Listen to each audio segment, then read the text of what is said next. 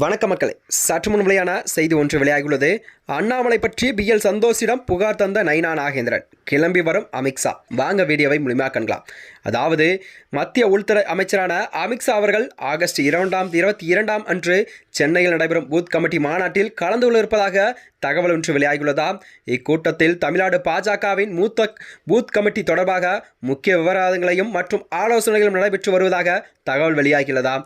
பாஜகவின் மூத் முகவர்கள், அதாவது 50% பேர் போலியானவர்கள் என்றும் இல்லாத பெயர்கள் எல்லாம் இருப்பதாக கணக்கு காட்டியதாகவும் பாஜக தலைவர் நைனா நாகேந்திரன் அவர்கள் பாஜக தேசிய அமைப்பு பொதுச்செயலாளர் PL சந்தோஷிடம் புகார் ஒன்றை தெரிவித்ததாக பாஜக வட்டாரத்தில் தகவலும் வெளியாகிறது.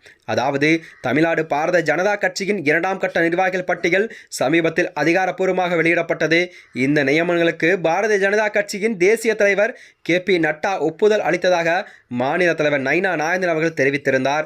தமிழக பாஜக தலைவர் பதவி வைக்கும் நைனா நாகேந்திரன் அவர்கள் கட்சி ரீதியாக சில முக்கிய முடிவுகளையும் மேற்கொள்ள திட்டமிட்டுள்ளாராம். வழக்கமாக புதிய தலைவர்களை தங்களது நிர்வாகம் வைத்ததே கட்சி நிர்வாகிகளை மாற்றுவது வழக்கம்.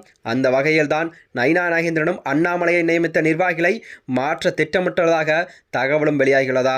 அதாவது இதன் மூலம்தான் இந்த பட்டியலில் நடிகை குஷ்பு மாநில துணைத் தலைவராகவும் சூர்யா இளைஞரணி தலைவராகவும் நியமிக்கப்படுகின்றனர்.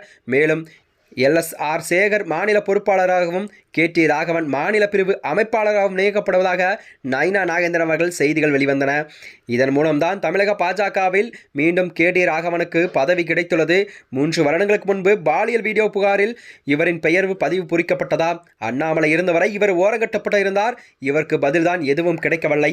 அண்ணாமலைக்கு இவருக்கும் மோதல் என கூறப்பட்டு வருகிறதா. அந்த வகையில் தான் அண்ணாமலை ஓரங்கட்ட நிலையில் KT ராகவனுக்கு பதவி கிடைத்துள்ளது. அதேபோல் அண்ணாமலை போட்டியாக கருதப்படும் வினோஜ் P செல்வம் அவர்கள் வகித்து வந்த மாநில செயலாளர் பதவியும் மீண்டும் அவருக்கு தொடரப்போவதாக நைனா நாகேந்திரன் தெரிவித்ததாக தகவல் ஒன்று வெளியாகியுள்ளதா.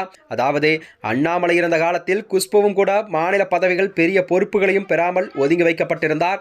இத்தகைய சூழலில்தான் நைனார் அவர்களுக்கு இவர்களுக்கெல்லாம் தேடி பதவியை கொடுத்ததாக தகவல் வெளியாகியுள்ளதா. அண்ணாமலை பணியாற்றி வரும் மற்றும் கட்சியில் மற்ற தலைவர்களெல்லாம் மதிக்காத சில நிர்வாகிகளை நீக்கிய நைனார் திட்டமிட்டுள்ளாராம்.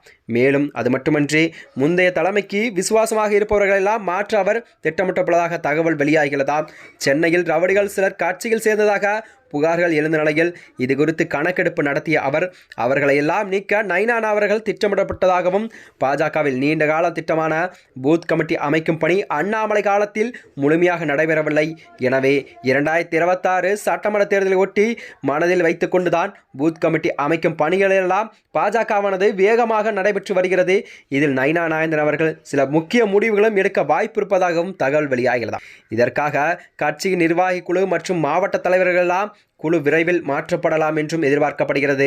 சென்னையில் உள்ள பாஜக தலைமை அலுவலக கமலாலயத்திலே பாஜக பொதுச் செயலாளர் PL சந்தோஷ் அவர்கள் தங்கினாராம். அப்போதுதான் அண்ணாமலை அவர்கள் 50% போலியான பூத் கமிட்டி உறுப்பினர்களை கணக்கு காட்டியதாக PL சந்தோஷிடம் நைனா நாகேந்திரன் அவர்கள் புகார் ஒன்றை தெரிவித்துள்ளாராம்.